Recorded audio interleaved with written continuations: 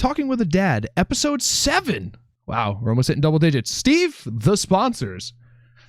So we want to give a good, warm, and a hearty thank you to the people over at Viagra. I knew this was going. You know what? Viagra, we want to thank you for keeping things strong, keeping it upward, keeping it mobile, keeping it going. So the one thing I don't do is go against our podcast sponsors. I know we appreciate you guys, but Cialis is better. You want the Tildenafil, not the Sildenafil, or vice versa. Whatever the right medication is there. Not that I have any experience. What you actually want to do is you want Mexican-bound brands, right? Because not only are you going to get 10% more of the active ingredient, and 30% more headaches. Yeah. And again, not that I love them. It's been 8 hours.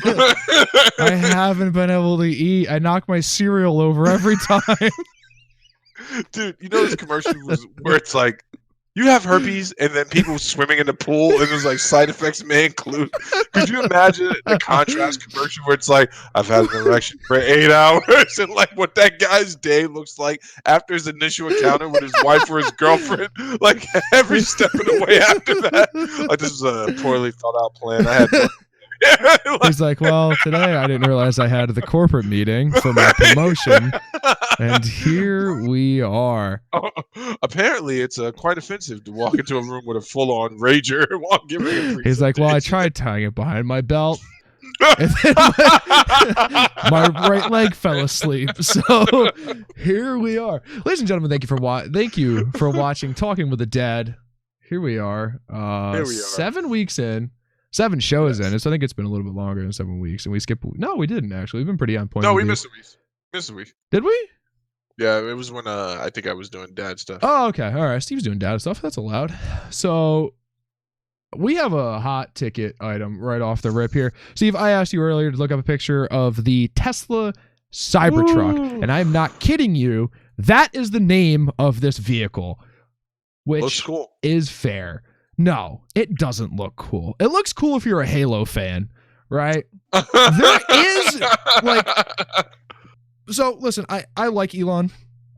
I don't like all the stuff that he said that he's overinflated with his company about how he's going to have all of these remote control taxis on the road by this date, which he has 0 already, and he's supposed to have like 400,000 on the road by next year or something.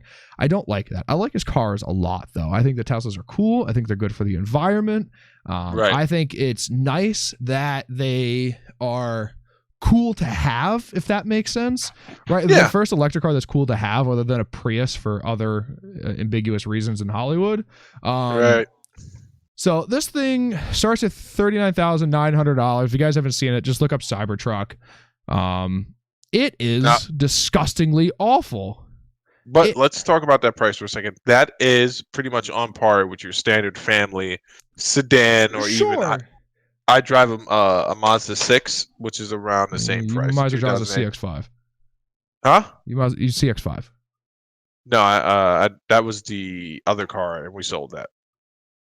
Oh shit! Well, I've been away from work for a few weeks, so Steve drives a Mazda 6. Yeah, so they're about 40,000, right? So here's the issue with that. The Model 3 was also 40,000, or was it? Yes, the Model 3 was also 40,000, but you couldn't find one at sticker, or even really about within 20,000 of sticker. So this truck, I think, is going to be sold for about 50. Why couldn't you find one at sticker? Because the dealers would not sell it at sticker, nor would they have that lowest spec. So the sticker model was the single rear-wheel drive motor with 85, whatever their nomenclature is for that, whatever the so that's how big their battery packs is, 85, which is about a 200 or 250 mile range for like a 4,000 pound car. You didn't have any of the upgraded performance. You didn't have any of the longer range. You didn't have the dual motors. You didn't have the all-wheel drive. You kind of lost out on a lot of stuff for that. So no one spec'd it at that. The least you could get one was like 50 or 60 right off the bat. You could probably get one for about 45 now. I follow Tesla pretty closely. This is why. Why did they make this truck? It's like I'm trying to wrap my head around why they made. Did they make this truck after the way they made their business model, a pyramid scheme? Like, what is going on here? Here's the thing that so there's a process that these things follow, right? There's design and concept. Well, first starts with concept, right? And then Hold there's on. design and concept. First it starts with the United States Public Highway Safety Act. They have to abide by those laws first before they make anything. Before we get there, I'm talking about the cosmetic design of a car. Conceptual design of Correct. this. So have you ever seen the difference in bumpers between a Euro spec Porsche and a US spec Porsche? The bumper's entirely different. Right. The reason is Mazda. That's a good point. So the Mazda spec bumpers are nicer in Europe because there's a law. I think the law is you have to see your front bumper out of your windshield, which is good. Right. Or you have to see the front of the hood out of the windshield, which is good. But also that can't be more than hip height on the average size person. Hold on for a second. We're starting to get crazy. Let's forget about what the Europeans are doing. Let's get back to good old. That's U.S. Oh, that's U.S.? That's U.S. spec. Well, those crazy Southerners don't know what they're talking about down there with their not having mayonnaise on their French fries, right? We got it all figured out. We got it all figured out up here. But here's the thing, right? So conceptually, someone sat down and came up with a design. And then Elon came into that and came up with a design. So here's the problem, right? Is this not modeled after the Spaceballs thing? Dude, I'm trying to tell you that this is what happens when you have enablers in your life, right? Someone's got to tell you to stop. Yes. With the craziness, right? Like someone has to say, Elon, this is literally the car from Demolition Man. Like this is the car. I thought it was from Spaceballs. No, this is the car from. Let me pull up the car from Demolition Man. He's a huge fan of Spaceballs. Did you know that? I didn't know that. It's a great movie. This is pretty close to the car from Spaceballs. Yeah. Okay, so I can see that. But he's a huge fan of Spaceballs. Did you know that? I didn't know that. So the high-end edition of their cars is called Ludicrous Mode. Right? Ludicrous Mode? Okay. Right. In Spaceballs, when they hit the extra power, I've never seen the movie, I just heard this recently, it's called Ludicrous Power. Hold on for 1 second. You've never seen Spaceballs? No, I couldn't care to watch it. It was awful. Wait, so you've seen some of it? Yeah. Okay, there you go. Continue. So, a lot of it, and there's a lot of Spaceballs references within the cars. But, like, who thought that this car was a good idea, dude? And it's a truck, bro. It's a truck. It has a 6-foot bed. It has a 7,500-pound towing capacity on the base model. Like, it's got shatterproof window. So. Yeah, which I don't understand why. No other car has that unless specially made for that. It doesn't make any sense to me. Like, I see one here with a tent attachment on the back of it. Stupid. Right. Like, I just don't understand. Let's be mature about this, all right? I am. I could screaming at this. So hold on for a second. All right. Now, is this an opportunity for them to push design concepts forward? Let me stop you before you say anything, right? So Jordans used to be a very good-looking sneaker. We can all agree on that. They were a nice-looking sneaker. Sure. Then they took a chance. They started pushing the fashion world forward. They pushed a little harder Kanye on their. Did that? But okay. Oh, Kanye, listen. Don't even get me started on that point. Is this them pushing our imagination, our limited minds, forward in the design of cars? No, because so for that to happen, other cars would have to start going this direction. No. Yes. I'm saying he's getting off the beaten path. Could that be possible? Okay, right? Which is okay. It's like Stadia, man. A lot of cars do this. The Pontiac Aztek did this, and it died. Okay. It died. Yes, you've seen them. You just don't know what the name of them are. It's the really weird, similarly shaped SUV that Pontiac made. They did this, and no one liked it. There's been cars, but this is a concept car. That was literally the second thing that popped up. Yeah. Look at it. They're the same. They're very like it. It's so with so the appeal of trucks is the ability to move things in tow, right? Yeah. So this thing it's actually low. It's fairly low to the ground. It's not really as high as an average truck. I'm watching it drive right now. it's not going to have the same towing ability as a regular car or a truck, right? Or even an SUV. Like their SUV could tow a bunch, right? It's not, I don't think it's rated to tow anything, but I think people do it. People tow with the model. What is it, the Y or something? No, the X. Right. So they tow with that, but this is an electric. So this has 250 miles of range without any towing capacity, right? So think about this. Add another 3,000 pounds onto the back of this with a trailer and like some ATVs on it, right? You cut your towing capacity down, or not your towing capacity, but you cut your mileage down half. You're losing 125 miles of your 250 miles already. Like, this doesn't have anything to do with the design of the car. This just has entirely just, like, even the suspension. It has one ATV in the back of it, and the suspension is bottomed out. It probably doesn't even have a leaf spring. Oh, it's an air suspension. That's why. It doesn't have a leaf spring in the back. All trucks have leaf springs in the back where they get where they flatten out. Go ahead. Let me ask you a question. All right, so I'm looking at the Verge video, and we know they. Oh yeah, they're chopping into them right now. Let me ask you a question, right? Yeah. The designers and the engineers that work on this car, how many of them would you qualify as good old fashioned gearhead, like zero? Grease monkeys? Like, these are mostly they're tech guys. So right? I think we've had this exact same conversation, and I've heard it said a million times, right? I watch a lot of car YouTubers and such, so I'm probably just repeating stuff that I've heard in the past from them.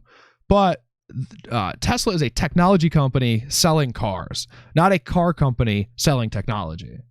Okay. Jaguar right now has rated the best eco vehicle on the market in the E-Pace, which is their SUV, their electronic SUV, because it's a car company that included tech in their car and sold tech under a car, where Tesla is a tech company, which is, you can see that in their business model, right? Yeah. They're getting more investors and trying to make more cars and losing more money and getting more investors and making more cars and losing more money and getting more investors, right?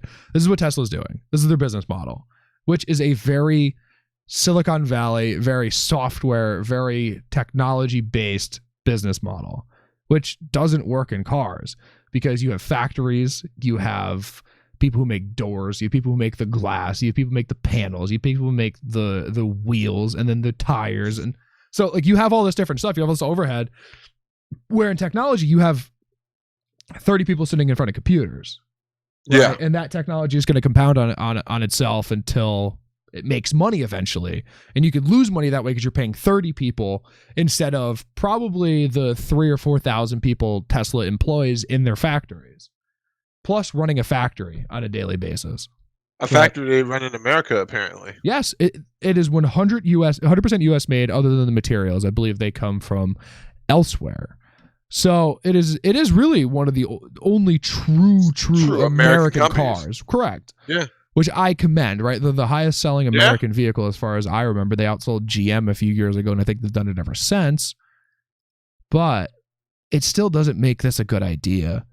Did you see when a few years ago, they had actually previewed a truck that actually looked like a normal truck that was an electronic truck, right? An e-truck. And they scrapped it for this Mars rover. Like, I don't even know what to call it, dude. It has an entire front windshield, which I think we don't do anymore. If you've noticed, your windshield's rounded, right? Yeah. Because I think it makes it more susceptible to pebbles cracking it. Now, I get that it's bulletproof or, whatever, impact proof, right? Not necessarily 100% bulletproof. But still, you're going to get, if you drive one of those up here in the Great White North, you're going to get hit by a thing of snow off the top of a big rig, and it's going to destroy that windshield.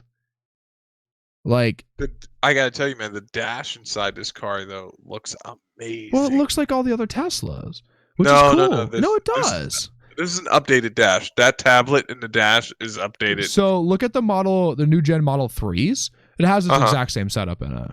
Other than that, wheel is hideous, dude. Oh my! I didn't even see the wheel, bro. Are we driving an F1 car? That's an F1 wheel, dude. Man. Listen, I'm 38 years old. We've been waiting for this shit for a long time. We're finally getting the Jetsons. Yeah, but you're a right? sci-fi nerd. It's true. Like, listen, that's one of I those like true statements that hurt so bad. No, it like, shouldn't hurt, dude. It's perfectly acceptable now. You know, we're not in the 80s anymore. We're not being dragged out of our houses anymore. Like, get a job, nerd. Yeah. So I don't want to harp on it too much. I want to see one driven. I even want to drive one myself, but Right. I don't think its driving mechanics are going to be incredibly poor. They're going to be so bad, dude. To finish Most my trucks earlier are. point, and to be mature about this, man, and I'm not saying that you're not being mature because you are an avid car enthusiast. I'm saying looking at it from a layman's point of view, but a tech enthusiast point of view, like, so this was just a bad showing, right? This is the type of showing that we've seen with other tech coming out. Remember when the iPhone X first premiered at the Apple? Do you remember that? And the screen froze on stage. Oh, yes, and the Face ID wasn't working. Like, they did one of these. They were like, "No, the screen works." Oh, sorry, that was the back of the phone. Sony's never felt better than those moments. Like, PlayStation always turns on. Like, no, you know what? You know what PlayStation's done at E3 though? The controller has died on stage. Oh yes. I remember that. They made that a meme the year after and owned it. Like, oh, gotta give me another controller. The PlayStation controller died again. Two quick things. Yeah. Can he recover from this? Yes. Will he recover from it? Yes.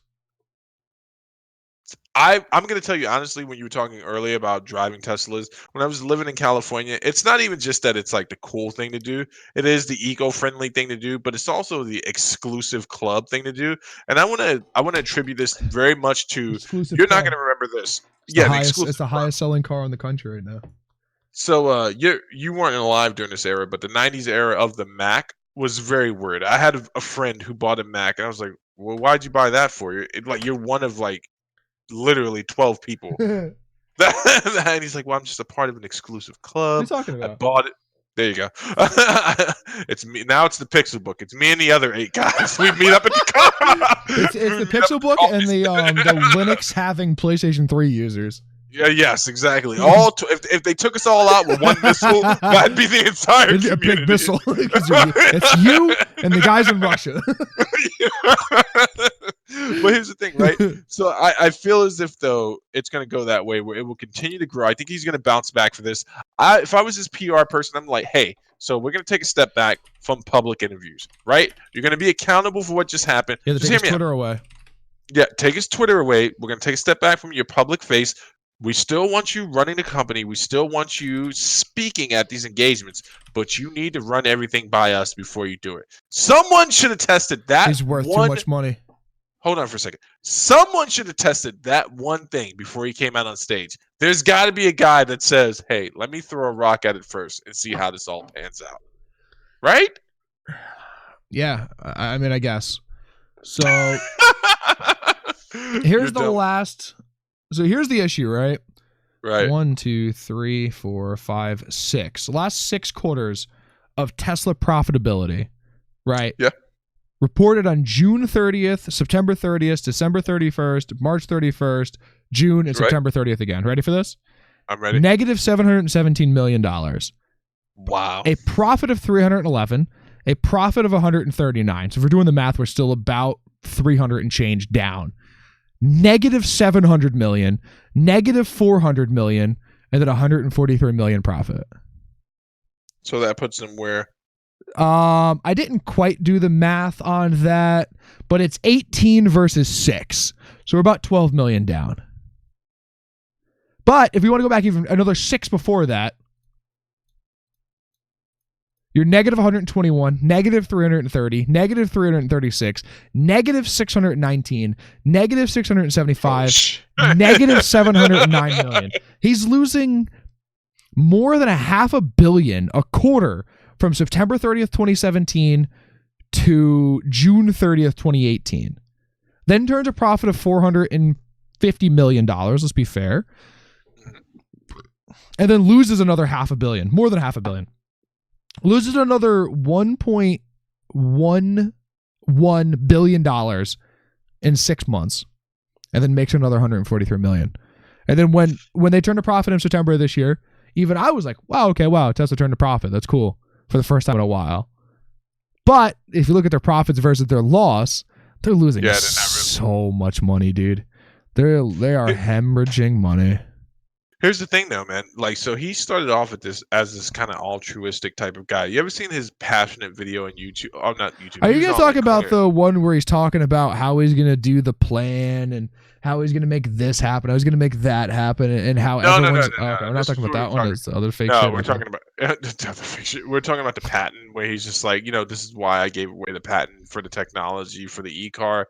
So, and they asked him why he would do something like that. And he's like, well, if I was in a boat and I had a better bucket and the boat's sinking, obviously I'm going to let you use my bucket as well, if possible, to get the water out. And at that moment, I really do believe that was the true Elon Musk there. I think he's good at manipulating people, man. He's like Wings of Redemption. Don't you ever talk bad about the perfect saint again. I didn't bring John Jones up fighting Dominic Reyes in February. That's going to be a great fight. I was going to talk about that tonight. I do think that Elon Musk started off wanting to do something better. And I think he got caught up in the hype of being the super cool fake Tony Stark tech guy. Okay. 100%. Yeah. It was all downhill after Joe Rogan. Just like a lot of other people's career. It was way downhill way before then. You know what, man? I'm buying that car, and you're going to ride around with me. In fact, when you pick me up from the airport, I expect you to pick me up in my car that I just purchased. Bring me deal. Upstate. I'll drive it. I want to drive it. I really do. Right? I like cars. I really do, and I want Teslas to succeed. But when your average, since your inception, in December 31st of 2008, which is the first time they reported a loss of $25 million, by the way, your average loss per quarter over the past 5 years, so since 2013, is negative $250 million a quarter. Oof. So negative 278 million a quarter, dude. That's insane to me. So just as a note, your average quarterly benchmark for GM, for General Motors, is 2.3 billion a quarter. Positive. We're not losing money, right? Harley Davidson has an average of $87 million made a quarter. Who's buying Harleys besides Nazis? I'm just joking. Nazis aren't the only people who ride Harley Davidsons. And old people. I'm not interested. Like, I like motorcycles too. I'm not interested in Harleys, dude. At all. I'm not interested in Harleys at all. They're making $90 million a month. Or not a month, a quarter, sorry. Right? Have you ever heard of the Jaguar I-Pace? Correct. Yeah. Top 15. Did I mess up earlier when I said E-Pace? I meant to say I-Pace. Yeah. So that is touted as the single best e-vehicle on the market right now. Yeah. It's up there. It's on the list. I looked up top 15 electronic cars, and it's... Oh, the E-Pace is a car as well. The Jaguar E-Pace is also a car. Is it? Yes. Yeah. That looks really cool too. I knew there was an I-Pace too. What do you think about the technology, the firmware, and the firmware updates and accessibility and support for the electronic cars for Teslas and stuff like that? So Tesla's the only company that does over-the-air updates, right? I think this is what you're referring to. The only issue for me is I can't own one where I live. I don't have cell phone service. You don't have cell phone service? I don't have cell phone service at my house at all. So I could not own a Tesla. Because I wouldn't be able to get in. Because the unlock is done by cell signal. Is it? I thought it had a Wi-Fi update as well. Yeah. It has Wi-Fi update. But oh my god. to get into the car, I literally couldn't lock and unlock it. Also, the issue with these updates is that at one point last year said, hey, we're going to do an update to preserve the battery life. We don't want to have to do repairs in your cars. You don't want to have your cars in the shop for X amount of time. So let's do an update to the firmware to help preserve the battery. And they knocked off 40 miles of battery range. So what makes me think that they're not going to do that next year again and knock off another 40 miles? And then why wouldn't I just buy the bigger package now for an extra $20,000? Right. So, but it's also known that the 85 model, right? The is it the P85? No, that's the performance package of 85. The 85 models can also be unlocked for another 150 miles on their batteries, right? When they have to evacuate Florida, they push an update through to all the Teslas and say, hey, here's another 150 miles on your battery. Good luck getting out. Oh my goodness. Yes. That is why I don't like it. I would like to have to bring my car to I would like to be able to read the patch notes, right? Like I do with Call of Duty every week. Like to read the patch notes and then like to go see if I want to do that update in my car or not and have that ability.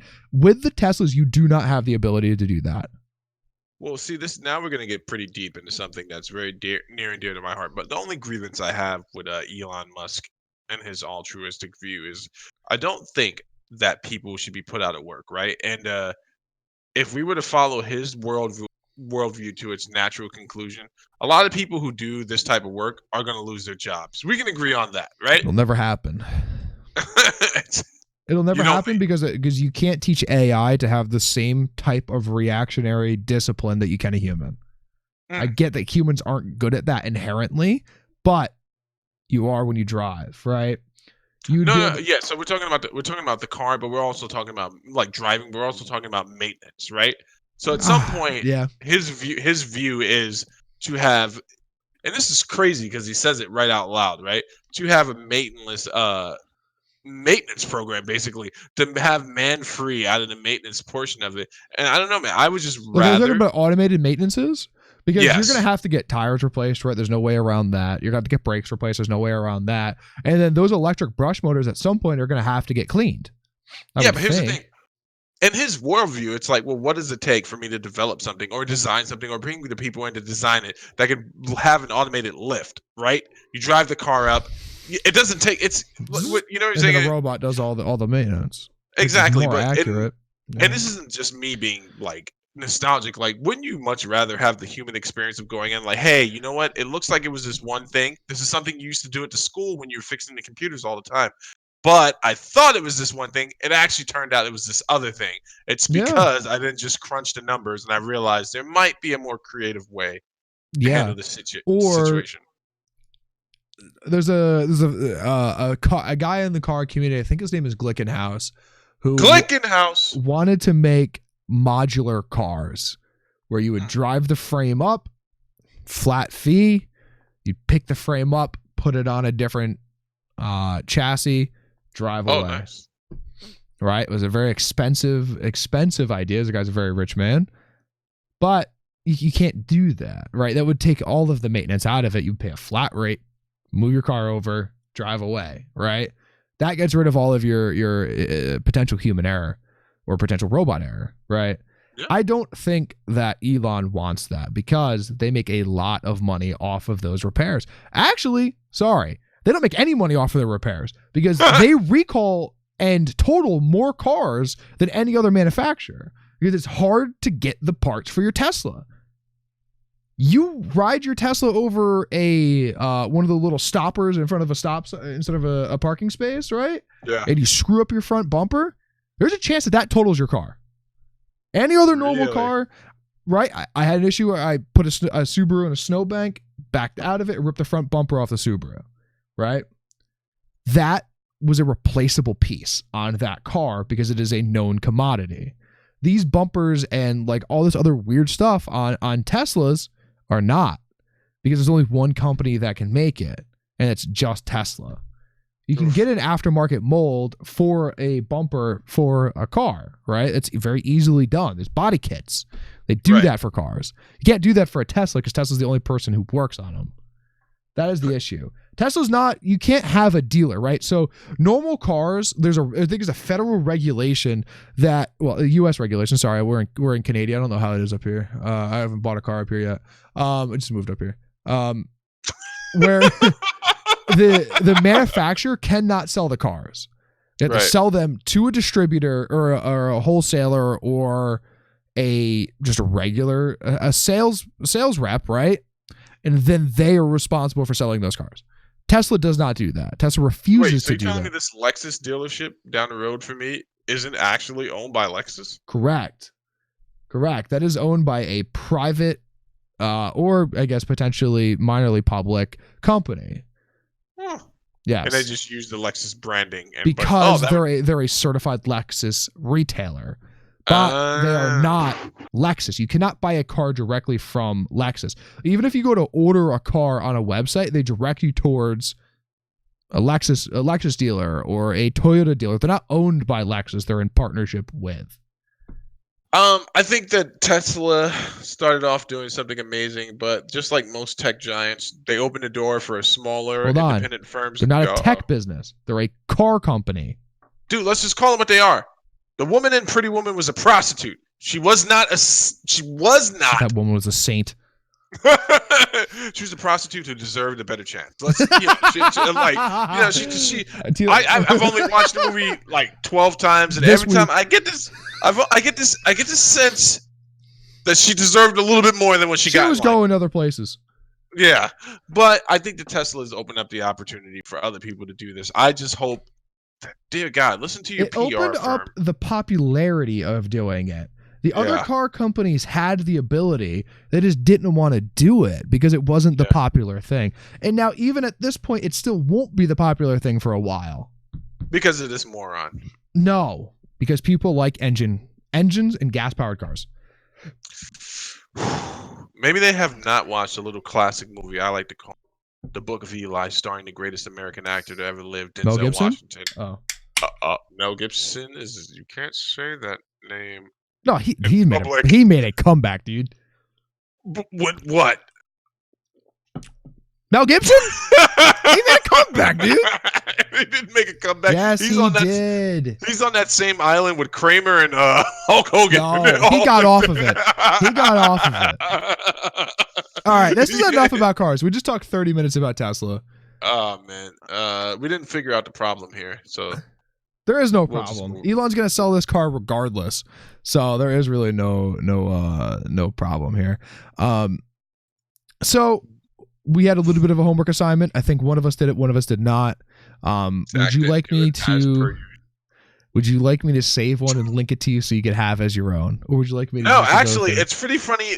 I thought I didn't do it, but I remember I had a budget build from one of my favorite retailers that I had been working on for a friend of mine, and I still have that, and I think it serves as a good Christmas build.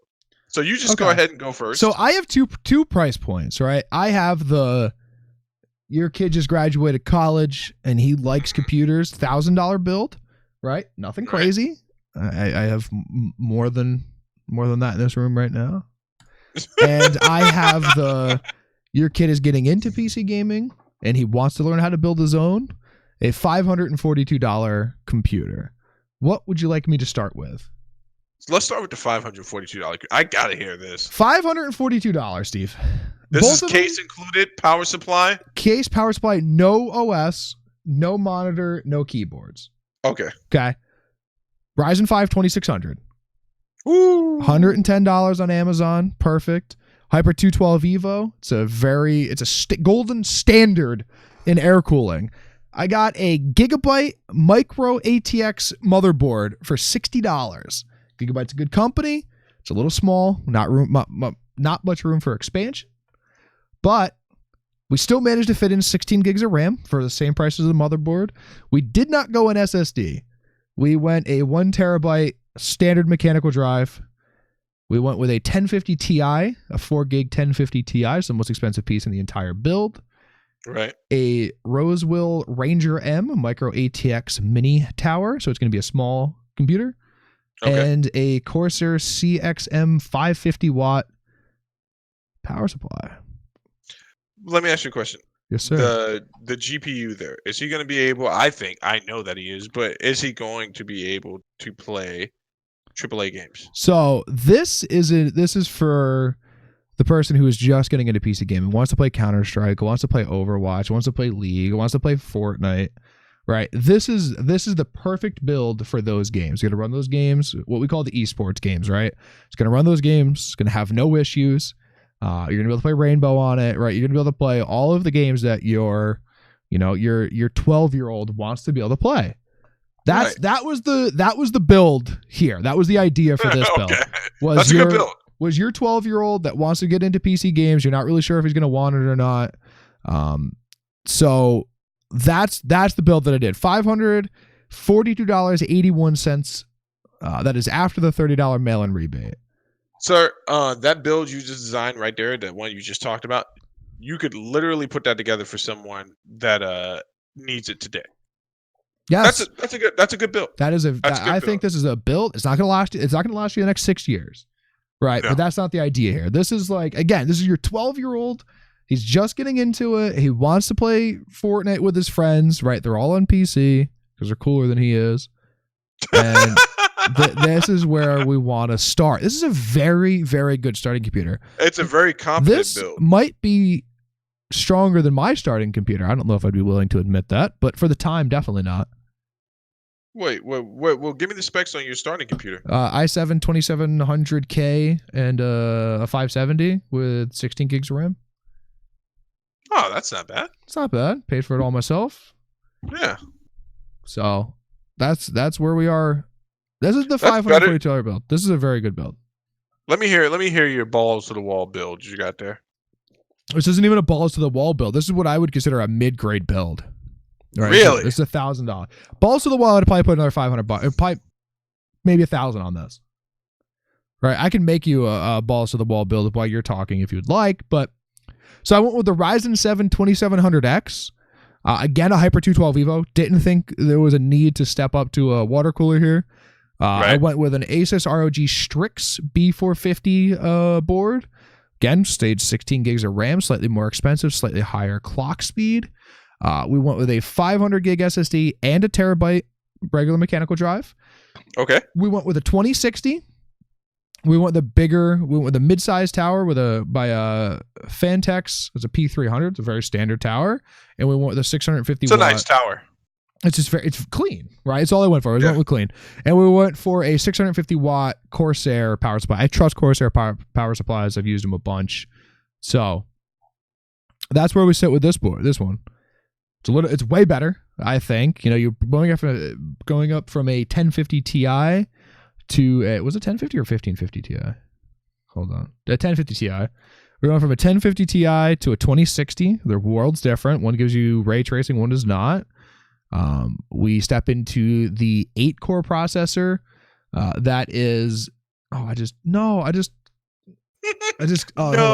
I got it back. I thought I closed out of my page because I've been clicking back and forth. We step into an overclockable Ryzen 7 at 8 cores instead of 6. We step into a very nice motherboard in this ROG Strix, which is incredible on $110. I think you should look at this one. We get a Baker. He doesn't know what he's saying about you, you big bitch. We step into a solid state drive, which is a massive improvement over just a standard mechanical drive, and it's big enough to put games on. And we have that terabyte there as a backup, bigger case, and a just faster RAM. So we went from a 2400 megahertz RAM to 3200. So we stepped way up in that. It's the next logical step. All right. I've got one build, right? But I'm going to call this the people's build. We're just talking about enthusiast and then room for upgrading. All right? So my build is based in that demographic. Okay. It's not for your 14-year-old kid. This is for the 38-year-old. I mean, this is for the 20-year-old man about to step into some serious PC gaming, but wants to leave himself a little, or he or she wants to leave themselves a little bit more, upgrade. Yeah. Well, we got to speak the truth here. I'm gonna give you I got to give you the price point first, right? Okay, give me the price point. But just remember that any of the prices for these devices that I'm going to give you, you can sell and get a good chance, get a little bit of money back on them. So total, my device came out to $997.93. Okay. You ready? That's without the case, though. $1,000? No, you got to put a case in there. Add 50. Right. Add $50 for the case. We'll add $50 for the case. All right. So here's what I got. Right. We're gonna start with the actual GPU. I'm gonna say the NVIDIA GeForce RTX 2060 Super, 8 gigabytes. Okay. Of VRAM there. You spent most of your budget on that graphics card. Right there. Most of the budget on the graphic card. Gone on the graphic card. But someone told me once, you buy it right once, so you don't have to buy it twice. So I buy into Wow, that. sounds like I'll a really buy into that. smart person. Then we're gonna go with the AMD Ryzen 3600 6-core 3.6 gigahertz desktop processor. We're gonna come in for Wait, which Ryzen 194 was it? I'm sorry. 3600. Okay. It's a little upgrade over what mine had. Okay. Yeah. So you're definitely, you get a multi-core thread count there. It's going to be able to handle more than just playing games. If for some reason our builder starts thinking they're going to be doing some workstation type stuff like rendering videos, they got a processor that will be able to handle that for the most part, depending on how heavy your workload gets. Okay. We're going to keep it budget with the MSI B450 Tomahawk. First gen, because you can update your BIOS to use that CPU and still get a lot of good functionality out of it. Okay. Then we're going to move on to 16 gigabytes of Corsair Vengeance RAM clocked at 3.0 gigahertz. Ryzen likes fast RAM. You're still getting some decent speeds out of that.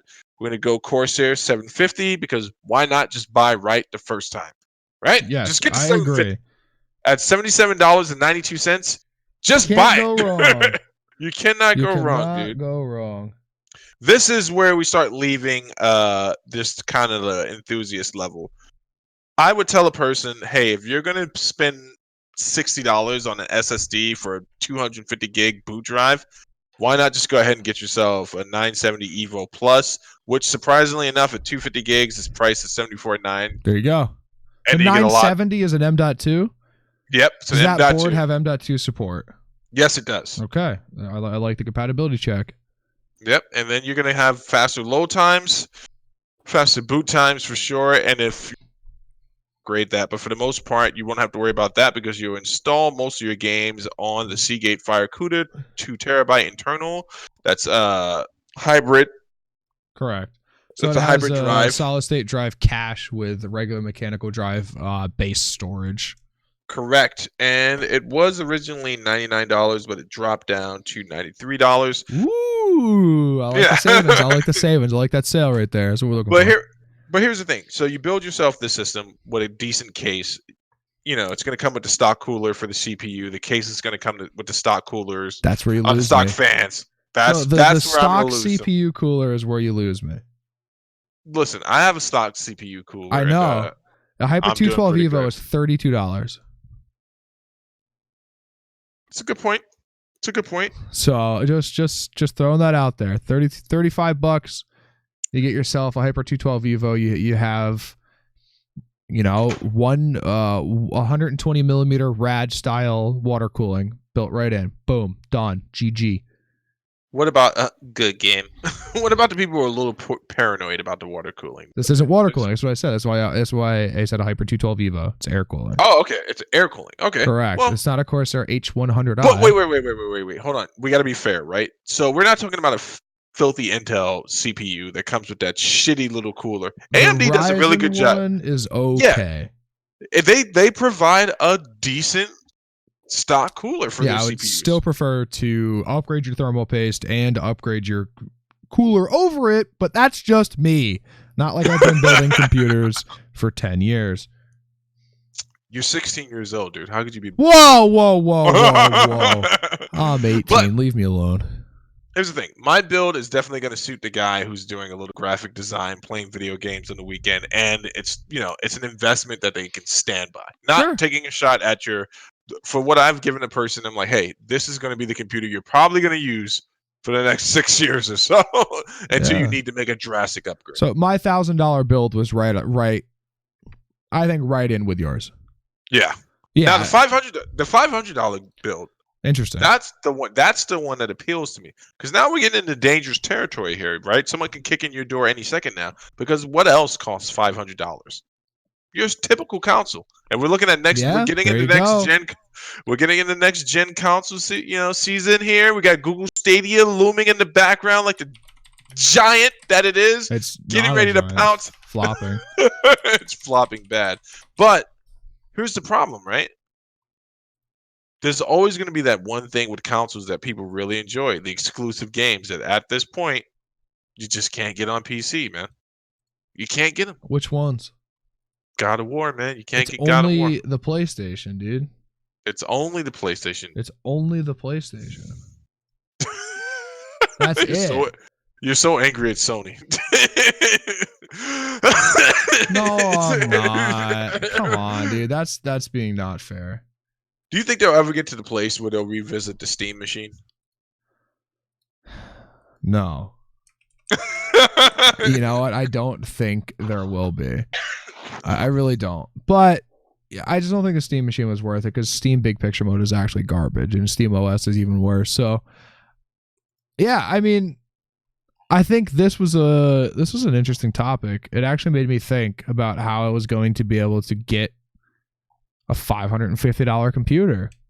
You know, Yeah. if you really wanted to, you could definitely buy used parts. Right. This is the one area that where it's at. yeah, you know, you could probably get a used 1070 for $170 and you bump your graphics card way up over it. You know, after the Bitcoining thing, I don't really recommend buying a used graphics card, but you know, used RAM you can get for way cheaper, used case you can get for pennies.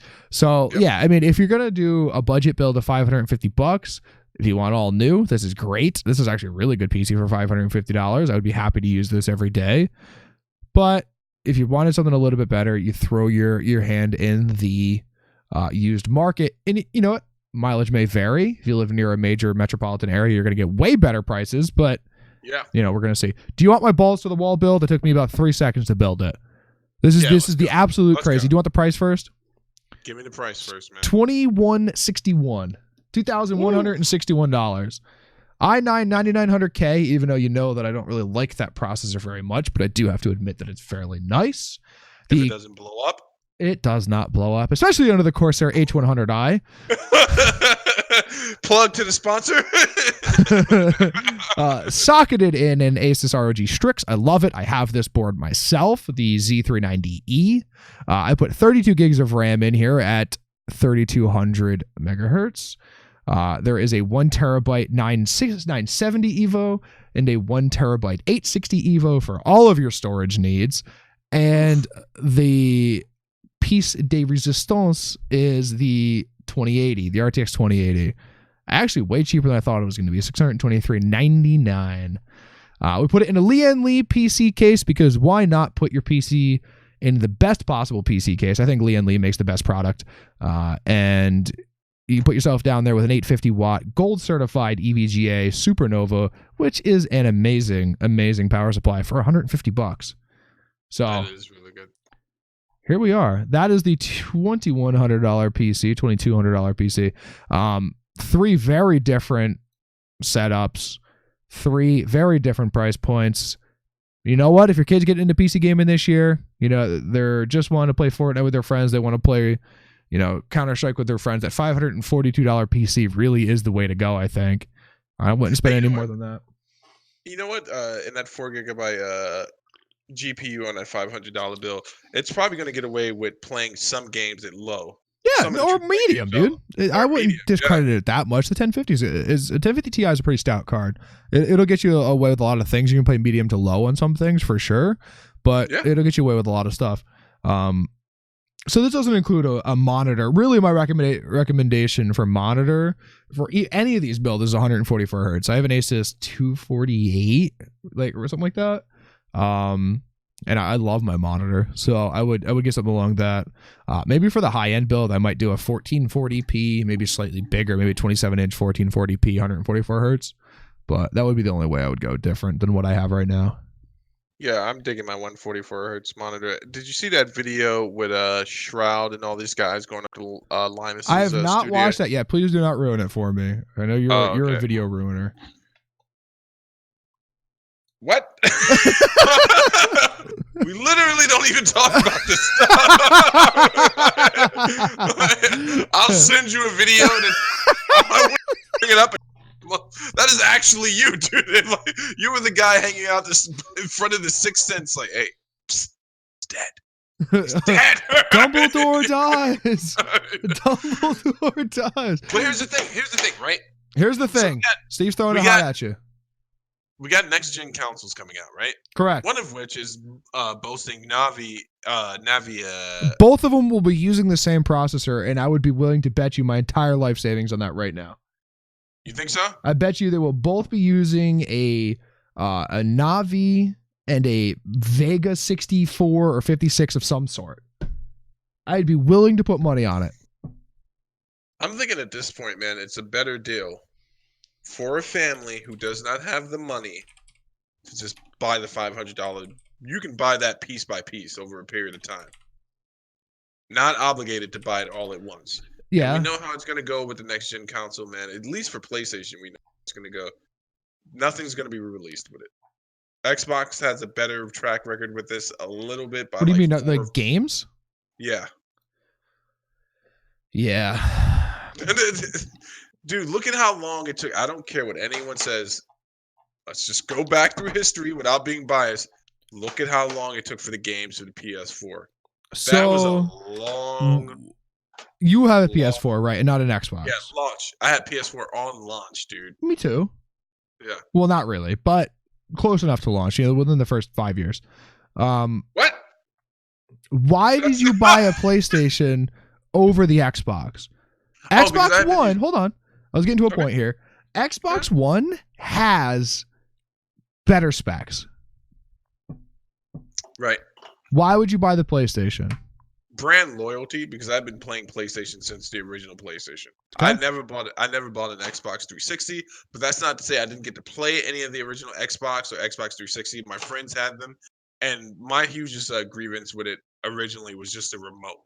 Right? Halo wasn't enough a sell for me to want to get into that. Like, this isn't the perfect remote? No. Pull that PlayStation remote out. I don't know if I have one. I have a PS3 controller. The last one, the PlayStation controller I had, it broke for sure. Dude, even the Scuff Elite controllers, in my opinion. It's another Xbox controller. I know it is. I was like, that's just as ugly as the first one. Oh, here we go. So I have a PS3 controller, which I think is the best controller. That's a PS3? This is the PS3 controller. This is the Camo Edition PS3 that came with like Ghost, like Call of Duty Ghost, bro. I've had this forever. It separates at the bottom. I've like hit it on things. It comes apart. And then here is the incredibly dusty PS4 controller. Yeah, I preferred just brand loyalty. Like I preferred Sony over the Xbox. Me too. And I stuck with it, and I've played my friends' Xboxes. But the interesting thing is when I first built the PC, I had to use an Xbox controller, so I got used to it pretty quickly. Still prefer PS4, but the PS controller. Also, the games I enjoy are on PlayStation, and some of them are on God of War. God of War, man. But yeah, I'm going PlayStation on this one. Okay. And apparently, a bunch of other people went with me because it outsold the Xbox One. Oh, by like 4-1 or something. Yeah. It also helps that the competitive scene for Call of Duty is on this.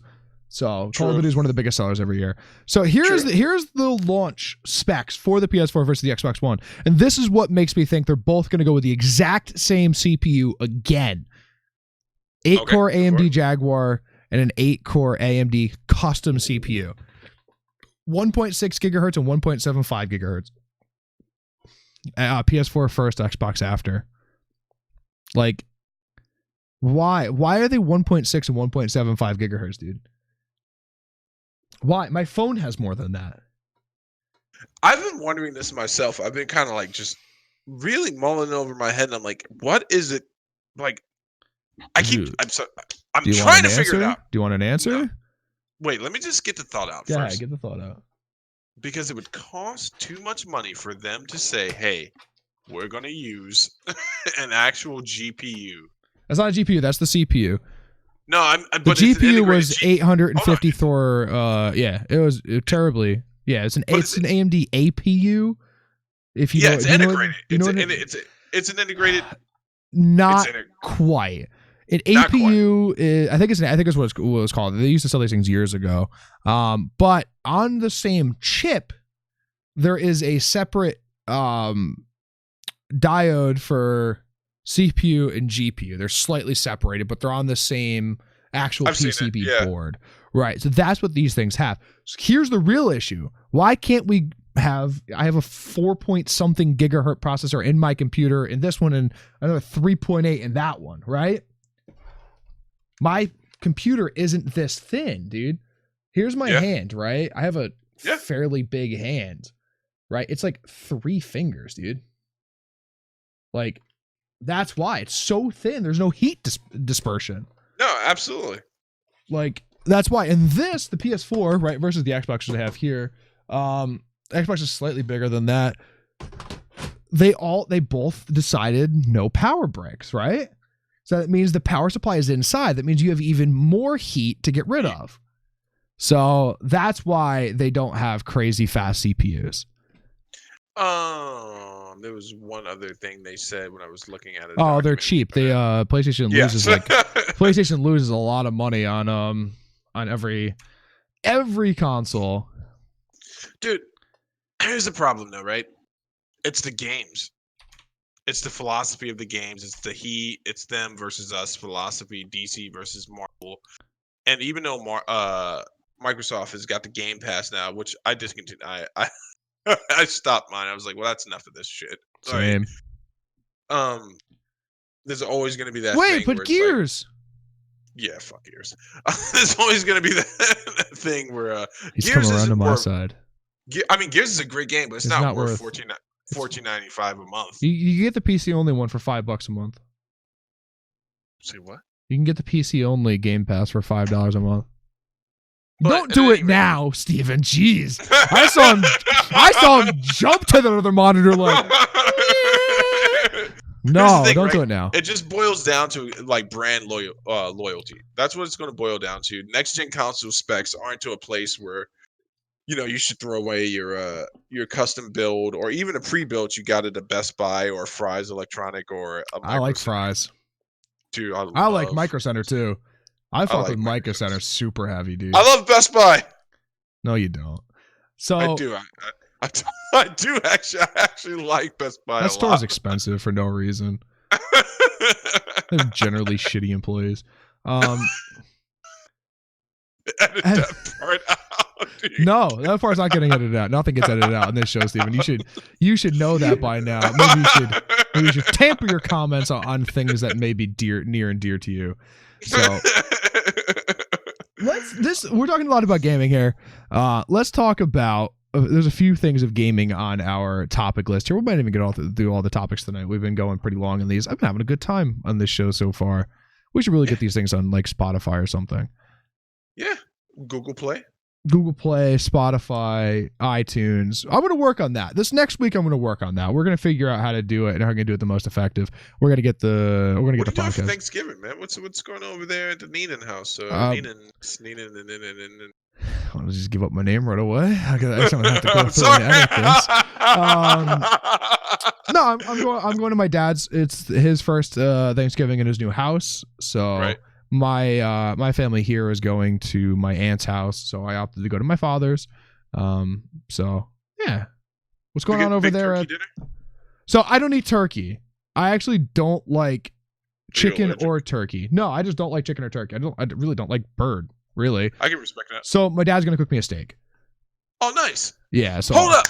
What are we talking about Thanksgiving for? Forget that stupid American holiday, dude. You had Singapore My Fun for the first time. I did. I actually still have some of it left. I still have some of it left over. It's amazing, isn't it? It's good. So I don't get excited over food unless it's something incredible, right? And I didn't think Singapore My Fun was incredible. I would get it again, right? So that's a really good point in my book. It was a lot more spicy than I expected, right? I went in going, okay, I like spicy food, right? And then I had this, and I was like, okay, this is an 8 out of my 10 on spicy, which it turns out it really wasn't. If you eat it right when it's cooked, it is brutal, dude. I ate it right when it was cooked. I had about 4 bites of it, and my stomach was just like, no. Since I've been eating a little bit of it, I had it for lunch today after I got back home from my meeting. So I had a little bit of it. How much did you get? Dude, that sounds like 3 portions worth of food. Hold on. So, you see this Conquer Your Inner Bitch mug? Yeah. So it was like 3 times this. And this is a big mug. If I hold it to my face, see how big this mug is? I really could probably go get the packaging, but It was a lot. I didn't know there was 2 different sizes. I was like, fuck it, just give me the good size. And they're like, okay, we're gonna give you the big one. So I ended up paying $16. I ended up paying $16 for that in order of crab rangoon. It was good, dude, but I've had it for a few days. Afterwards, I think it's actually about a 5 out of 10 in spice. What? No, you're crazy, man. Listen, my level of 8 or 7. Really? No. Yes. 5. The standard for me, I think, like a 2 on my scale is Frank's. Frank's right. Well, you're talking about spice. We're talking about okay, gotcha, spice. Gotcha. No, not in level of good. I would give it a 6.5 on how good I thought it was. Anything above a 5, I will get again. Anything below a 5, I would hit you if you cooked it for me. So it's dangerous to eat anything below a 5. It is dangerous because I just get angry after, and then I have to go to McDonald's, which is a 3, but like a really good 3. It's just like, so it's a scale that goes up, and then McDonald's is here here's 5, but it's like a here type of situation, right? Depending on how drunk you are, it's how good it is. McDonald's is the heroin of food. No, Wendy's is the heroin of food. Oh, that Baconator, yeah, you're right. Definitely just. I love Wendy's. I would definitely get it again. So it was about a 5 out of the spice level for me. Okay. The initial, right when I got it, it was still like fresh and nice and like, I don't know, I was gonna say juicy, but that sounds weird for noodles. Curry, eggs, and shrimp, pork, and chicken, I assume? Yes. Yeah. Yeah. Good. Yeah. It was good. It's really good. I actually do really enjoy it. I still might have preferred to have the beef made fun instead of the Singapore. But I will now mix that into my my Chinese food order. So here's the crazy thing, right? I was over at a friend's house once in California, and we were ordering Chinese food, which is a different experience depending on what state, where you're at, what hemisphere, et cetera, et cetera. And I asked for Singapore my fun, which apparently is not a common dish to order there. And the woman who was taking my order told my friend, like, who ordered that? And he's like, oh, my buddy ordered. He's like, does he have a Chinese girlfriend? And I'm like, no Chinese girlfriend. I just know. Big ups to Cesar for putting me onto that dish. It's my jam, dude. For me, spicy, it's at a 2. That too, also, okay. I have bleeding ulcers. I should probably stop eating spicy. Yeah. So, no, see, what I'm saying is Frank's Red Hot is a 2 for me. Oof. Frank's is good, though. It's I like Frank's, dude. Frank's creeps up on you like a Heineken. You think you can do a bunch of it, and then it creeps up on you like a White Claw creeps up on you. Or Hefenweiser. That name just throws you off. Yeah, it does. It's definitely some sort of weird German beer, though. It is definitely still German beer. Anyway, we're going back to gaming, right? We got food off the list here, right? We're going back to gaming. So I have a few topics on here for gaming, right? Let's kind of ease into it a little bit. We play 2v2s. Right. Yes. We talked about this on the episode that's going to go up next Friday. Right. It's actually the shortest episode we've ever done. It was 8.5 minutes long, 8 minutes, 25 seconds. We won a game. For COD or the 2v2s? Oh, just for COD. For content. It's the shortest video we're going to have put up. It's 8 minutes and 25 seconds. Okay. So good video. I liked it. I felt comfortable with it at 8.5 minutes, which I thought was weird because I usually like to push it a little bit longer to get the narrative out there. But we didn't have to. We had a little conversation about it. How do you feel about Call of Duty now that we played those 2v2s? I think for me, that 2v2 mode changes my opinion about this game a little bit. Oh, really? Well, let's start there. How does it change your opinion about it? I think you put on a weekly check-in I do with you. You know, kind of get a baseline of where you're at that day. I'll ask you how COD is. I haven't played today. I took today off. I'm closing in on max level. I'm at 140. Max level is 155. By the time this video goes up, I might be max already. There you go. So 2v2s makes me enjoy the game a lot more. Okay. It does. You put in a level playing field in a fair game in a small map, just purely based on the skill of you and your ally versus the two opposing forces across from you, right? Yes. It makes the game more fun because what you do matters, right? Rather than in a domination or something where you could cap a flag and then not have that affect anything throughout the entire rest of the game. So that's my opinion. I like 2v2s a lot. I think I have a lot of fun with 2v2s, even though I bring a level of intensity that is like heavy. That is thick. But you got to remember the iron sickle hammer red jumpsuit from the Soviet Union. No, not that much. But you got to remember, in these games I'm not used to losing. Right. I am not used to losing in a group game in Call of Duty. So right. But I want to know your opinion. What do you feel about the game afterwards? Because you haven't played very much, right?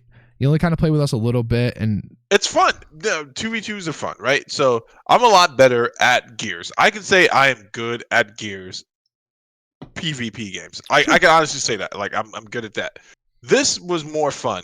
Fun because it is a straight up fight. It's about skill, and there's also the that chance for opportunity to get a kill versus 50 guys versus another 50 guys and some guy camping right where you respawn. That's just like pure. If I've gotten really good at those game modes, by the way. If every army in the world went retarded, that's what I assume war would be like. 2v2s? Oh. No, the other one. 2v2s is a lot of fun, but it changes my perspective on COD in the sense that, like, all right, this can actually be fun, and that's what 2vs are. Definitely a lot of fun to me. Also, the accuracy is way more there for me personally as a novice, because it's like, okay, I'm only aiming at one guy who's coming from left or right, and that's it. Yeah, generally in front of me. Ballsy.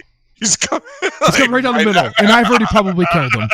Yeah. So I had a lot of fun with that. That was a lot of fun. I dropped a lot of kills in those games.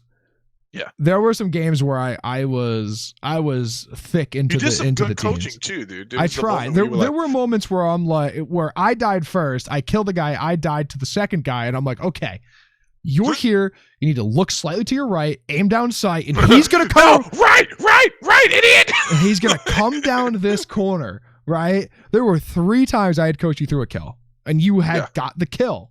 So that is something I appreciated about that. But I do bring a level of intensity in 2v2s and in just Call of Duty in general, because I'm not used to most shooters. You're pretty intense, dude. I don't know if anyone else minus Rainbow. I'm not Rainbow. You're pretty, not towards me, but towards the other players. I can hear your keyboard clicking and clacking over there. You motherfuckers are gonna pay. I'm like, who are you at?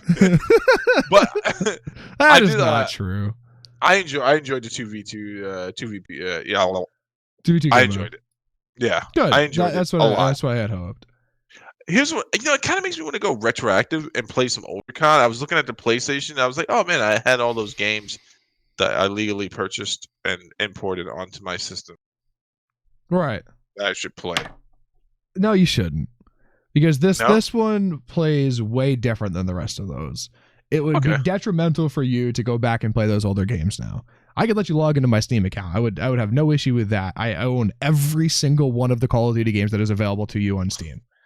From COD 4 to Black Ops Infinite Warfare was the last one, or one of the Black Ops 3 Infinite Warfare, something like that was the last one on Steam. I have those games. Steam. You ever think PlayStation, Xbox? Well, PlayStation more than Xbox. I've got to go this way for a second. I meant to ask you earlier. So Xbox has Game Pass, right? You have a PC. Yep. You get Game Pass. You have Steam. You have access to it and a plethora of games. You think PlayStation goes for the Hail Mary, goes, hey, we might need to reconsider the Steam thing? Like, forget EA. No, you don't think so? They're just like, I don't think so. We'll go for it. I don't think PlayStation or Sony does that until they get bought. And that will happen eventually. More than likely by Google at this point. Or Apple.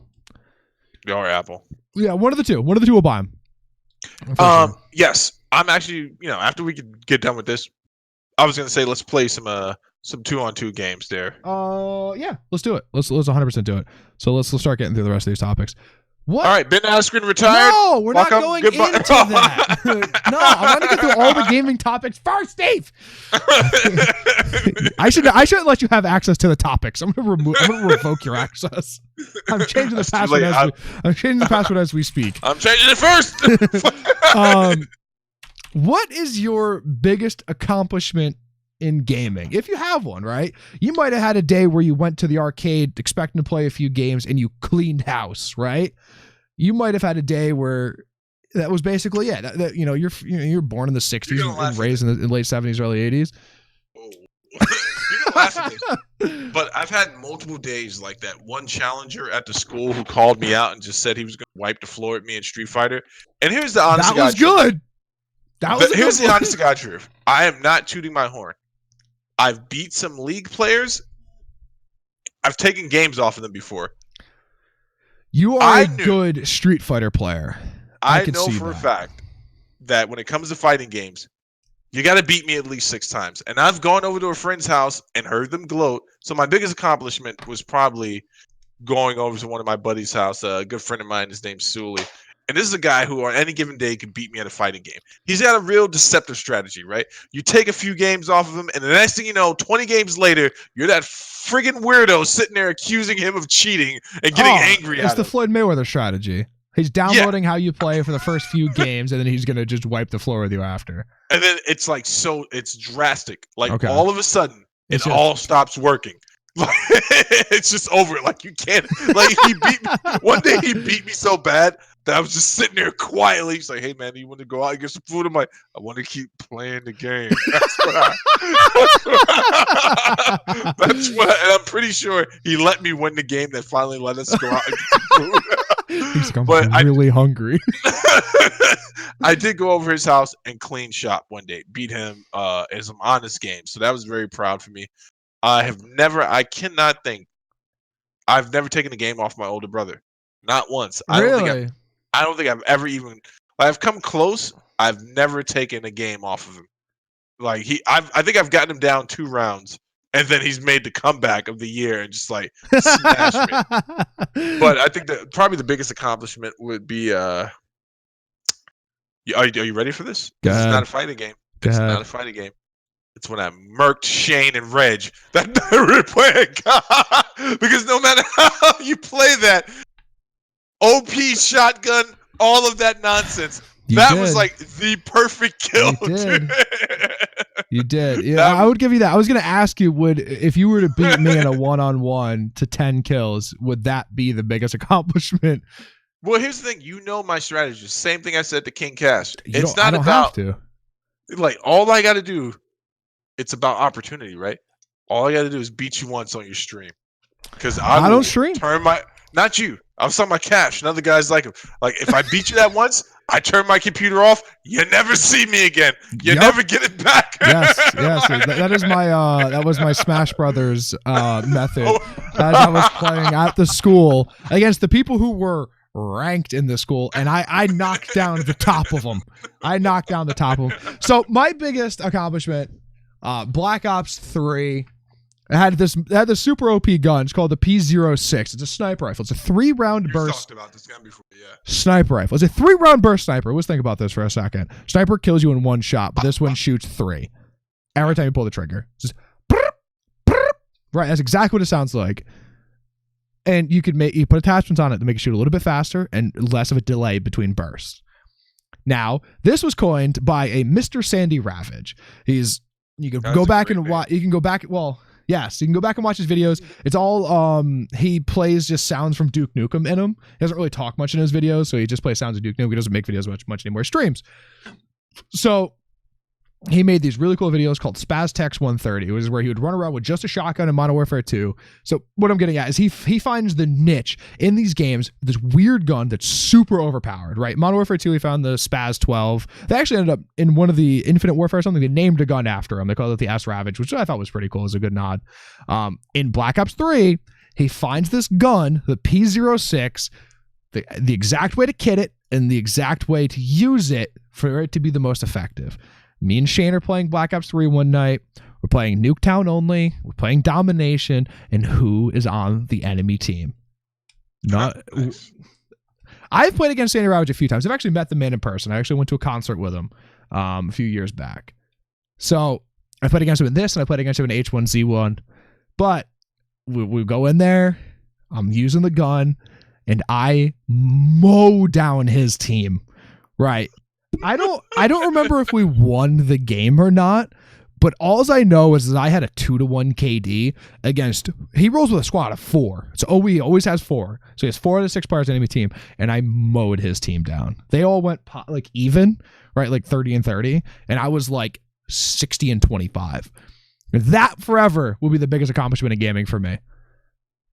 Was this being recorded or streamed at all? Or no? I think it was on both streams, my stream and his stream.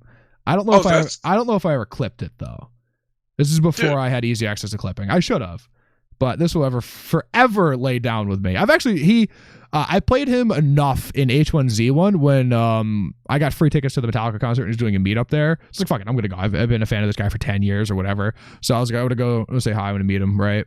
So I go and he was like, oh, well, what's your gamer tag? I tell him my gamer tag at the time, and he goes, wait a second, we've played against each other in H1Z1, and I'm like, we have, and he goes, yes. He goes, next time you fight me by the airport, don't stand by those barrels because I'm going to kill you again. I remember the exact moment. I thought it was one of the coolest things. My biggest accomplishment is definitely that game. Actually, I played against him a bunch of times in Black Ops 3, but those games.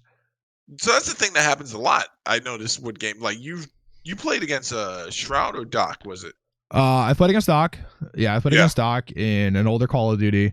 I've played in old Call of Duty when I played Black Ops 2 on the Xbox 360 for like, I want to say 12 hours, right? And I played a lot of Black Ops 2. Played with Scump. I played with a few pros. Never like anything where I was ever good, but so yeah, I played with a bunch of famous people, I guess, internet famous people. But playing against Sandy Ravage will forever be my favorite moment. I gotta look this dude up. I'm sorry. You mind if I just look him up real quick? Yeah, please go ahead. I guess another one I could throw in there, an honorable mention, is the fact that last year during Black Ops 4, me, Shane, Cash, Reggie, and Arcs ruined an entire game mode on Black Ops 4 on PC. This is great. I remember this. Is this the go ahead. So we would play Safeguard, right? We had to push a robot across the map. We were so good. First of all, we didn't lose for a week straight. We played every night for 7 days in a row and did not lose a game. And then we couldn't find lobbies anymore, to the point where we were finding the same people over and over again. Penguin Ops, if you're out there, bud, Penguin Ops 00, I think is what your name was. I appreciate you being a trooper. You always use the rocket launcher. You always try to get the robot down. We killed you collectively 1,000 times. We are sorry. We appreciate you. Wait, is that the guy who's like, oh, not these guys again? No, that's a different guy. We were so good at this game that we had people who are still on my friends list on Battle.net who added me because they did not want to play in the same game mode as when we were on. So they would play Safeguard, and when we would log on, you would see it like bling, bling, bling, bling, bling. Oh, like 6 people would log in, 5, 6 people would log in, and they would get out of Safeguard and go play Domination, because they knew that when we played Safeguard, that was it. We were locking it down, and that's exactly what we did. That was a fun time. There was like a month or two there that were really fun. I have a lot of good clips from that. You know what? It's interesting, the shooter community versus like the fighter community, because I downloaded that Street Fighter demo from the Steam store, and I was like, no, I'm just gonna see where I rank with these guys, and that was a bad move. Dude, because like those guys are good. Yeah, they're like extremely good. And I was trying to get into a game with a guy I was watching streaming, and then I watched him. He had a kind of like open call to his viewers. He's like, hey, you know what? If you want to get in, let's do it this time. You can find me here, and he through these people, like you thought he was going to show him like a little mercy because he's fans. No. You win those games so heavily that you don't care if they're your fans anymore. You're like, who are you people? Oh, that's okay. something I like. I gotta say another proud moment for me was when we were playing Gears that night, and Peter was like kind of pinned down by some guy up on top, and it was just me running around, and I'd gotten like 5 kills, but it was that last guy that was trying to murk Peter, and I popped up and got him on a headshot, and to hear Pete go, good job, Steve. It was the only thing he said that entire night. like that was pretty good. I'm watching your guy play right now, Sandy. He's good. He is a no, maybe this is Sandy Ravage. Sorry. That's exactly what I'm talking about. Sandy Ravage. Okay. Yes. Yeah. He is a good player. Doesn't show his face in the stream. Does not show his face in the stream. No, sir. You should go back and watch the YouTube videos. Maybe we'll do that after this. So biggest accomplishment gaming is over. On to the next. I have an updated review of Pokemon Sword and Shield. Go for I it. have This is officially. all you're gonna Yes, fucking yeah. with I'm this gonna run with nonsense. this for the next few minutes. I promise not to go too long. I finished the game today. I finished the game. Let me look at my stats really quick. Was that? I have my Switch right here. It was charging actually because it uses a USB Type C, so I could charge it with my MacBook charger. Okay. All right. Okay. Hello. There we go. I'm gonna look up how many hours I had played because I think it's like 20. But I thought the game was good. It is way too easy in my eyes for a Pokemon game. But all of the Pokemon games from, let's say after Ruby, which is like Gen 3 or 4, and we're on like 8 now, have been really, really easy. I thought this one was a little too easy. There's a lot of cutscenes to tell you where to go. There's a little message in the menu now that says, hey, this is where you got to go next. Where the old games didn't have that. The old games were very much more traditional RPG style where you kind of had to fend for yourself. Stats in. I actually have almost 22 hours played. So in a week. Yep. This is how you can tell I've enjoyed the game. Right. This is how you tell I've enjoyed the game as I've played this much. I have beat all of the gyms. I went through the semifinals and the finals, beat Leon, got the legendary Pokemon, and beat. So there's like you end the game, credits roll, and then there's another like little quest after that's like, hey, by the way, there's more things to do in the world after you're done. These are a few of what's going on. So I beat all of it. Right, I've beat 100% of the game. Up until the point where I can go into the trainer tower or whatever, and work my way up that and murk all those fools too. So you got all the unlockables and stuff like that? So there really are no unlockables. I haven't caught all the Pokemon, right? I haven't caught all 200 and change Pokemon in the game. I've actually only at like 60 or 70. But the Pokemon that I have are like incredibly strong. Like I was way over leveled for like the final battle. So there's type matchups, right? Fire is good against grass. Grass is good against water. Water is good against fire, right? It's very fairly basic. Right, makes sense. I was so strong and so out leveled by the end of it. My fire type just walked through everything. I didn't need another Pokemon. I could have won the finals with just one Pokemon. This is how out leveled I was, right? So it made it a little not fun because in the game they added raids. You go in, you fight a stronger level Pokemon, but at the end of it they give you XP candies, which you can give to your Pokemon to level them up. Stupid mechanic because there was no grind to the game. It made the game very easy, where I beat it in 22 hours. You probably should have taken about 35. I say add about another 13 or 14 hours of grind to the game to get your Pokemon to the level where they should be to beat the end. So that's what my only real issue with it is that it was a little too easy. I like the mechanics where you can play with friends. I like the trading mechanic is way better than it used to be. I thought that the choice of Pokemon that they kept in the game and the ones that they excluded was actually pretty good. I wasn't too mad that I couldn't get all of the original Gen 1 starters, although there probably is a way to get them. I have one of them. So, yeah, I liked it. I liked it. This is the first Pokemon in a long time that I've actually sat through and beat, like, days in a row, instead of playing a little bit and then going back a month later and playing more. So, I was actually really happy with this purchase. Much more than I thought it was going to be. Hold on for a second. Something just blew my mind. How does a guy like you play Pokemon? Not that there's anything wrong with that game, but it blows my mind because you're so exclusive with some of your gameplay. And then out of left field, you're like, yeah, so I bought Pokemon. I'm like, what? So Pokemon is the first game that I really got into gaming, right? Pokemon Red was the first game that I was like, okay, this is a lot of fun. And that's why I go back and I play every Pokemon. And I only play the red side of it. Okay. So that's why. That's why I play Pokemon still. Any other weird games I should know? Are you into Yu-Gi-Oh and stuff like that? Dungeons and Dragons? No, none of that. You were gonna do a Dungeons and Dragon night though. Yeah, but I didn't. So I can say that I'm not into it now, nerd. So were you. To be fair, so were you. Yeah. No, I guess the only other obscure one is Minecraft, but I grew up playing that. So these are things that I grew up playing, so I go back and play them periodically. But no, that's pretty much it. Updated review of Pokemon Sword.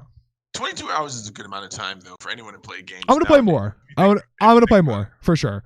I'm gonna go through and beat the entire Pokemon Tower or whatever there is available for me now. Just not gonna do that today. I decided that after the meeting I was gonna come home and finish the what used to be the Elite Four, and now I moved to the Championship or whatever. What was really interesting in this is they always set it in a different place. I believe this one was set in England, in and around England. What really gave it away was there's a city named Stow-on-Side, which is a play on Stoke-on-Trent. I don't know if you know this. This is a city in England. But that gave it away. And what else gave it away was every gym battle that you went to, every gym was a soccer stadium. And the starters this year were soccer based. My fire Pokemon ended up becoming a rabbit, right? That was a soccer player. And it was clear because every move he would do, he did with his feet and kicked it like a soccer ball. So it was really weird. They're running out of ideas, clearly. Please reboot Red. Please reboot Ruby. I would appreciate all of those. I know those games like the back of my hand. But yeah, I thought it was really fun. I thought it was better than Sun and Moon. I thought it was definitely better than Ultra Sun and Moon because they rebooted that the year after. And then I thought it was better than whatever the one was before that too. So you don't like the movies, the comics, anything else to do with this franchise? I watched the original TV show when I was a kid. That's the one with that kid Ash, right? With Ash. the red hat. Yes. I watched the original TV show and that was it. Up until the Suicune movie. Okay. So that's an updated review on that game. 22 hours in from a guy that hates everything. Folks, I got to tell you, if you don't go out and buy the game based on that alone, you're missing out because obviously you're missing out. You're having a great time. Is that a Red Bull? So our other sponsor this week, White Claw. Oh, shh. They're going to sue us. I tried to go back to Anthem, and I was like, I was overwhelmed by this feeling while I was playing. Like, wait a minute. Didn't I do this mission already? So I got out of the mission. I went to go look at the map and like my objectives, and I'm like, I didn't do this mission. Jump back in, and I was like, I've done this already. Like, and then I realized, this is a complaint. I'm in the loop. You're in the loop. I'm in the loop. That's funny. What else we got? What else we got? I send you funny videos throughout the week. Not this one was exceedingly funny.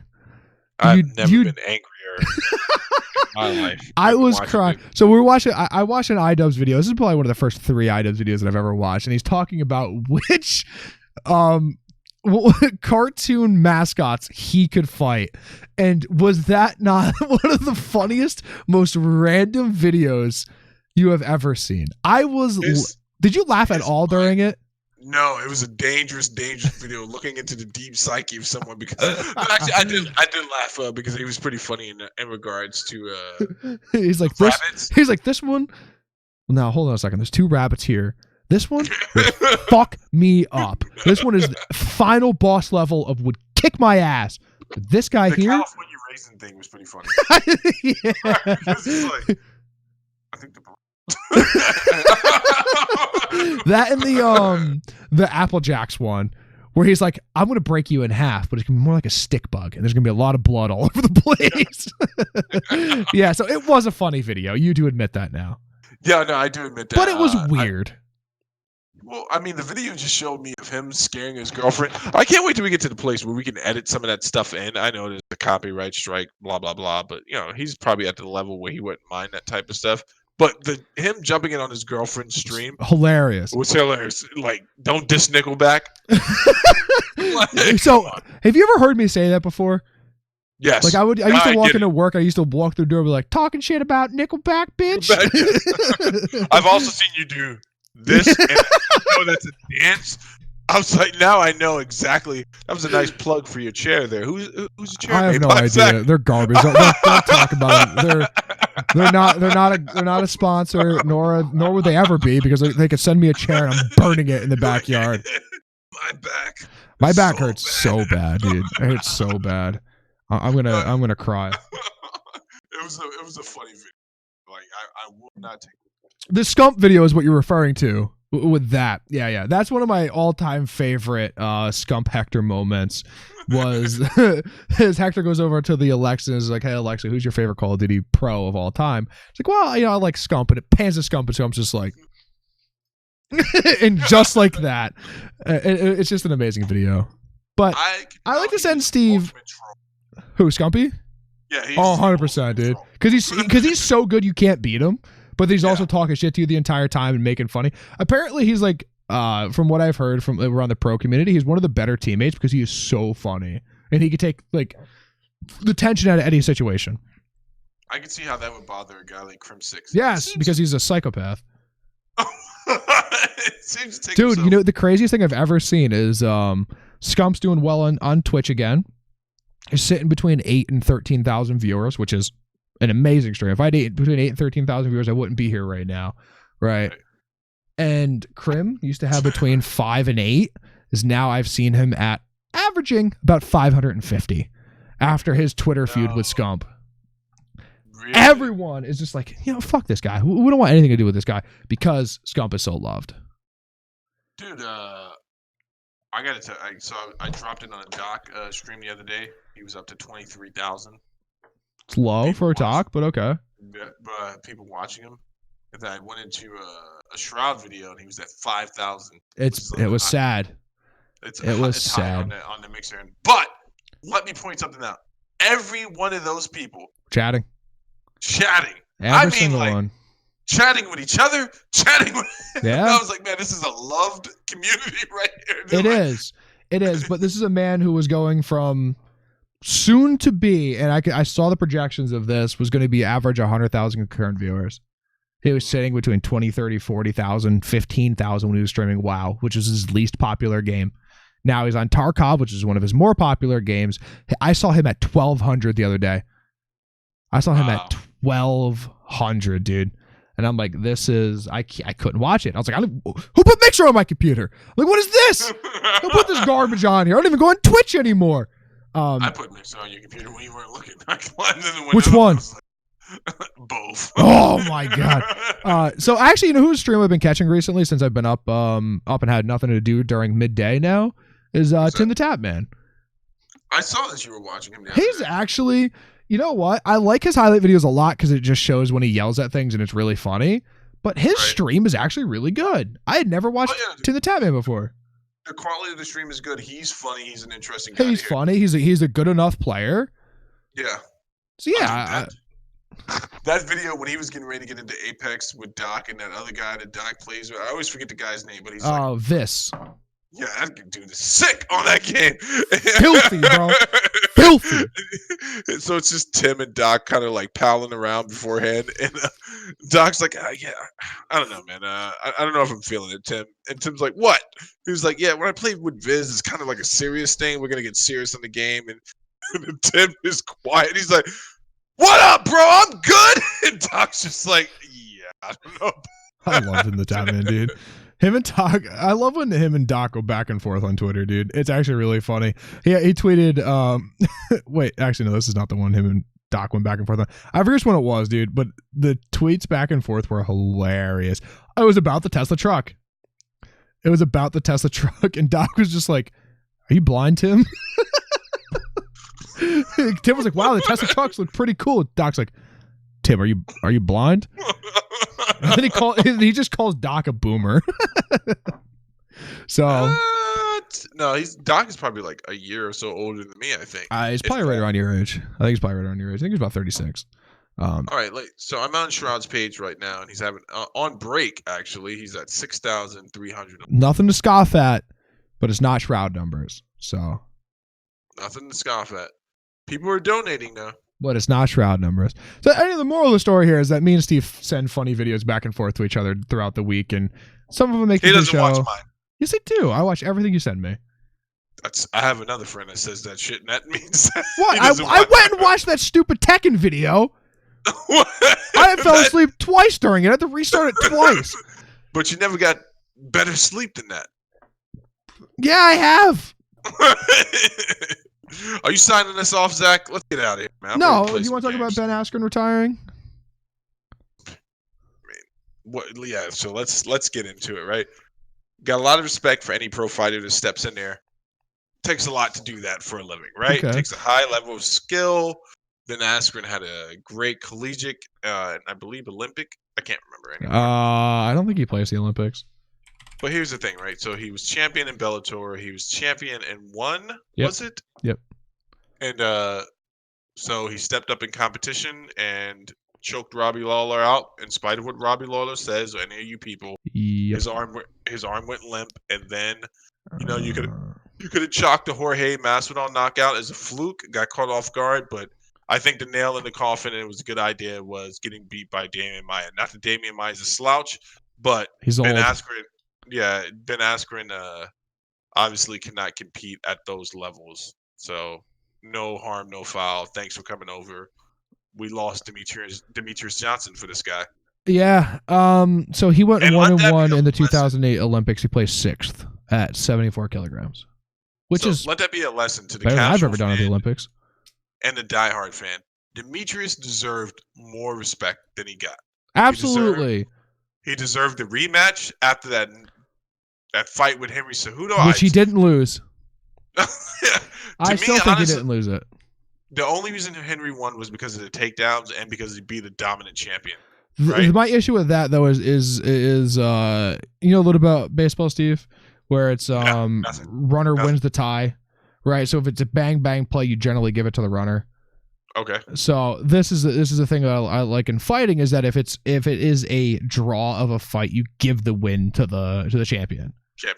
Which right. I think he could have scored it either way, but I thought it was close enough to where DJ gets it and they get a rematch after. Well, either way, there should have been a rematch. Everyone can agree on that, except for the super casual or super militant fan. Or Dana. And we lost a great fighter for this. For Ben. And, honestly, Ben definitely just, I don't know. He could, came in, made a bunch of money, and left. It's no joke, dude. It's even if it doesn't pay its fighters as great as Bellator or any of these other organizations. Or World Series of Fighting. Dude, we're talking about guys. We're talking about an organization where guys are literally fighting tooth and nail to get it. Of course, you're stepping into the next level. You're stepping into the upper echelon. The highest level of the sport, dude. Like, you know what I'm saying? Like, you're not fighting. Yeah, I don't want to disrespect anyone in Bellator, and I don't want to disrespect Ben because, like I said, he can come through that door anytime, murder me. And well, hold on a second. You know any jiu-jitsu? Yes. There's a good you might beat him. Thank you, everyone, for tuning in. This has been Talking with a Dad, episode 7. Check out the PC builds. If you guys want them, I can link them. Someone comment down below if you guys want the PC builds. We'll link them. Any advice on how to get onto Spotify, iTunes, Podbean? What's the best hosting service? Again, give us some comments down below. We appreciate everyone for watching, and we'll see you guys next week.